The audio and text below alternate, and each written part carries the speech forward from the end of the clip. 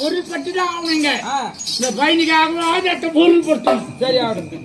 ஏன்னா எப்படி இருந்தாலும் போயிட்டு வந்து 2 லிங்கி எத்தாந்து குத்துவாங்க. இல்ல டமாட்டு சொல்லவா, டமாட்டு சொல்லல, உண்மையாவே இந்த கொண்டாடுறதுலாம் கிடையாது. எத்தாந்து குத்துவாரு. இல்ல ரோட்ல பார்த்தா கூட மடிக்கு. ஏன்னா இது நல்ல லிங்கி கட்டிக்கணும்.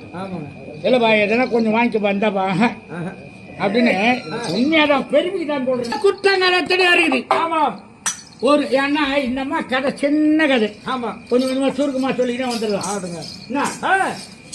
இவள் கேத்திவர்மனுக்கும் சொர்ணமாலாவுக்கும் பெண்ணாக பிறகுறான். ஆமாங்க. கேத்திவர்ம மகாராஜன் கோயந்தல் ரொம்ப தவம் பண்றான். ஆமா இந்த அம்மா பெண் சொர்ணமாலாவுக்கு கோயந்தல். ஆமாங்க. ரொம்ப நாளாக தவம் இருந்து ஒரே ஒரு பெண் குழந்தை பிறகு. ஆமா பார்த்தார்.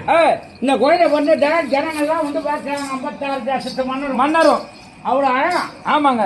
நம்ம பார்த்ததும் பொன் உருகி அந்த நகரமே உருகுதான். நம்ம அழகு பார்த்து அதனால்தான் அவங்க பார்த்தாங்க.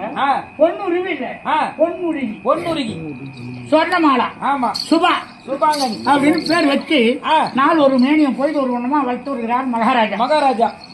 தக்க பருவம் வாழ்ந்துட்டா. ஆமா கல்யாணம் பண்ணணும் முடி வச்சார்.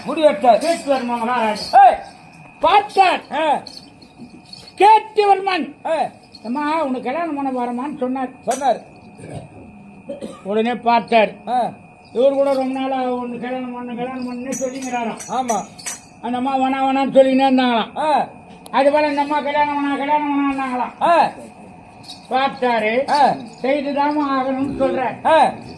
இந்த அம்மா ஒரே பொண்ணாச்சு. ஆமா அப்பா 56 தேசத்து மன்னரை வரணும். மொத்த இளவரசங்க வந்து நிக்கணும். எனக்கு யாரு அழகாகிறாங்களோ அவங்க கைத்துல நான் மாலை போடுறேன். ராஜா அது பிரகாரம் பத்திரிகை போட்டார். உலகம் பூரா நோட்டீஸ் கொடுத்துட்டார். 56 தேசத்து மன்னர் வராங்க. உட்காந்துட்டாங்க. ஆமாங்க உட்காந்துட்டாங்க. நம்ம கையில மாலை கொடுத்துட்டாங்க. யாரு அழகாகுதோ அவங்க கை